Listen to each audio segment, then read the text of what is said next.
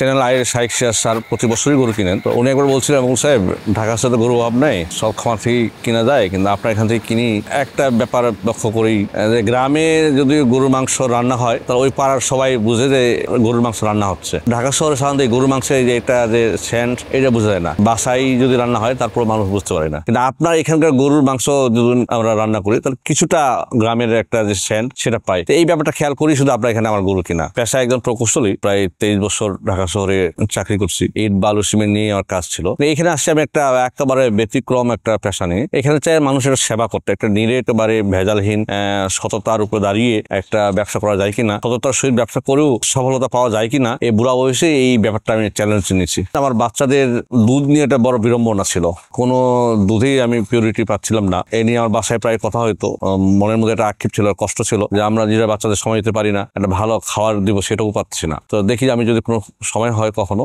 তাহলে এই ব্যাপারটা একটু দেখবো। তো চাচ্ছিলাম যদি দেখি আমার বাচ্চাদের জন্ম যেন হয় আর আশপাশে কিছু বাচ্চার যেন এই ব্যাপারটা, এই সমস্যার সমাধান করা যেতে পারে। তো এই বিষয়টার উপর প্রাধান্য করি আমি আসলে এই 4টা গরু নিয়ে আমার এই খামারের শুরু। কিভাবে কি তৈরি করলে এটাকে স্বাস্থ্যসম্মত ভাবে রাখা যায়, এটা তো আমার ছিলই মোটামুটি একটা ইঞ্জিনিয়ার হিসাবে অভিজ্ঞতা। তারপর আমি বিশ্বের বিভিন্ন দেশের বিভিন্ন খামারগুলো খেয়াল করি। আমার এই খামারটা সম্পূর্ণ বাংলাদেশের একদম একেবারে ব্যতিক্রম ধরনের একটা গরুর শেড তৈরি করছিলাম। আলহামদুলিল্লাহ আমি তো এই জগৎ অনেকগুলো পুরস্কারই পেয়েছি।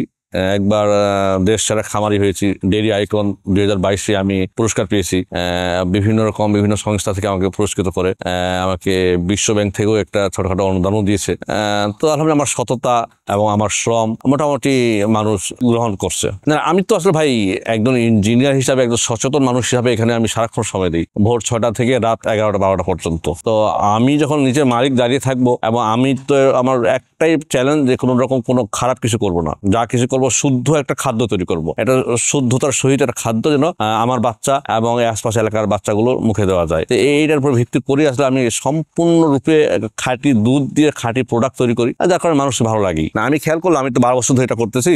তো 12 বছর ধরে আমার অনেক কাস্টমার, প্রায় 12,000-এর মতো কাস্টমার হয়েছে। তো আমার মাথায় যেটা আসলে যে অনেকেই হয় কি টাকা পয়সা আছে, ব্যবসা করার সুযোগ নাই, কারো হয়তো ওরকম এনার্জি নাই, অনেকেই যে ব্যাংকে রেখে সুদ ব্যাপারটা অনেকেই ভালো পছন্দ করেন না। তাই আমি চাইলাম যে আমার এখানে এই ব্যবসাটাতে আমি আমার যারা শুধু আমার গ্রাহক ওনাদেরকে পার্টনার হিসেবে নেই না, কারণ এটা একটা সৎ ব্যবসা এবং হালাল ব্যবসা। এইখানে আমার যে আমি যেমন শেয়ার দিচ্ছি, 1.5 লাখ টাকার শেয়ার দিচ্ছি, কেউ 10টা, কেউ 5টা, কেউ 15টা শেয়ার কিনছেন। এই গরু লালন পালন করে যা বিক্রি করে যা প্রফিট হবে 50-50 লাভ। এতে হবে কি তারা আমার এখানে যাতায়াত করবে, আমার সব তথ্যগুলো যাচাই বাছাই করবে এবং তারা দেখভাল করবে, এবং আমি কিভাবে আমার খামার পরিচালনা করি, কিভাবে গরু কি খাবার দাবার দিই, এগুলো সবাই অবগত থাকবেন, এবং কি পরিমাণ লাভ হয় কিনা এটাও আমার কাস্টমাররা অবগত থাকবেন। এই ব্যাপারটা খেয়াল করে আসলে আমার প্রতিটি গরুতে আমি দেখবেন একটা প্রাইস লেখছি, গরুটার ওজন, গরুটার জাত, গরুটার মূল্য। হয় কি ঢাকা শহরের মানুষ তো সাধারণত গরুর বাজারে মানে কেউ জীবনে 2-1 গেছে, কেউ বছরে 1 যায়। তো ওনাদের তো আসলে গরুর দাম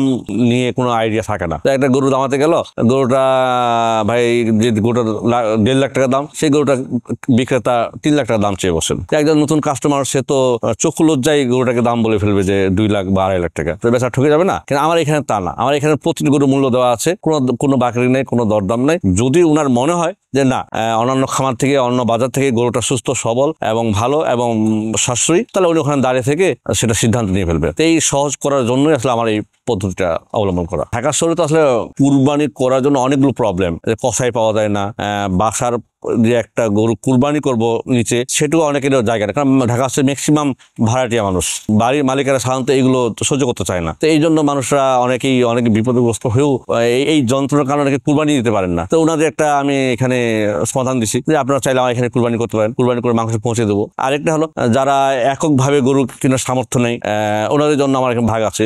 তারা এখানে আমার 7 ভাগে 1 ভাগ 2 ভাগ 3 ভাগ গরু কিনতে পারেন, আমি এখানে কুরবানি দিয়ে মাংস পৌঁছে দেবো। আমরা এই মানুষরা আমরা তো সাধারণত কি করি, একটা সুষম খাদ্য পরিমিত খাই, তাহলে আমাদের শরীর ভালো থাকে, আমাদের গ্রোথ ভালো থাকে, বিভিন্ন অসুখ বিসুখ আমাদের জড়ায় না। গরু বেলাও তাই, যেটা গরুকে আমরা সুষম খাদ্য এবং ভালো খাদ্য, পরিমিত খাদ্য যদি দেই, আজে বাজে খাবার না দিয়ে, তার গরুটা সুস্থ থাকবে, ভালো থাকবে, তার লংজিভিটি বাড়বে। তো আর আমার তো ভাই হলো রেগুলার কাস্টমার, আমরা এমন না যে আজকে এটা বিক্রি করলাম সে আর আগামীতে আসলো না, পরশু একদম ধরলাম সে আবার আগামীতে আসলো, এটা না। আমার রেগুলার, আমাকে যে একটা জেনুইন প্রোডাক্ট আমার কাস্টমারদের পৌঁছে দিতে হয়, যেন ওনারা সন্তুষ্ট থাকেন।